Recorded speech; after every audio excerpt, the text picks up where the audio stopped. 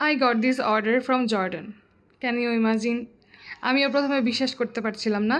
যাই হোক, আমি একটু ক্লিয়ার করে বলি। আমার হোলসেল গ্রুপে অ্যাড থাকা একটা আপু, উনি আমার থেকে কিছুদিন আগে খুবই অল্প পরিমাণে কিছু প্রোডাক্ট নেয়। ওনার হচ্ছে মেইনলি হেয়ার কেয়ার আইটেমের বিজনেস। তো যাই হোক, উনি আমাকে 2 দিন আগে মেসেজ করে বলে যে আপু, এই জিনিসগুলো এত পিস করে লাগবে, এই কালারগুলো লাগবে, তো আপনি কি আমাকে দিতে পারবেন কি না? আমার একটু আর্জেন্টলি লাগবে, এই পার্সেল, এই প্রোডাক্টগুলো সব জর্ডান যাবে। তো আমি বললাম যে জর্ডান যাবে, আমি তো খুবই অবাক হচ্ছি যে এত মানে জর্ডান যাবে কিভাবে কি। তখন উনি আমাকে বলল যে ওনার বাবা জর্ডান থাকে এবং ওনার বাবা ওইখানে একটা শপ নিচ্ছে, ওই দোকানের জন্য ওনার হেয়ার অ্যাক্সেসরিজ কিছু আইটেম দরকার ছিল। তো ওনারা ফার্স্টে চিন্তা করলো যে চায়না থেকে নিবে, বাট আপুটা যখন আমার জিনিসগুলো ওনার বাবাকে দেখালো তখন ওনার বাবার নাকি এগুলো খুবই পছন্দ হয়। তারপর ওনারা আমার থেকেই এখন আপাতত ইনিশিয়ালি খুবই অল্প পরিমাণে কিছু অর্ডার করে, তারপর যদি সেল হয় ভালো, তাহলে ইনশাল্লাহ পরে আরও অর্ডার করবে।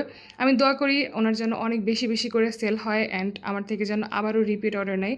মানে এই অর্ডারটা পাওয়ার পর মনে হচ্ছে যে আমি আমার মেইন লক্ষ্যের দিকে একটু হলেও আগাতে পারছি। অ্যান্ড লাস্টলি আমার টিম মেম্বারদেরকে থ্যাংক ইউ না বললেই না, তারা রীতিমতো খাওয়া দাওয়া বন্ধ করে এই অর্ডারটার জন্য কাজ শুরু করে দিয়েছিল।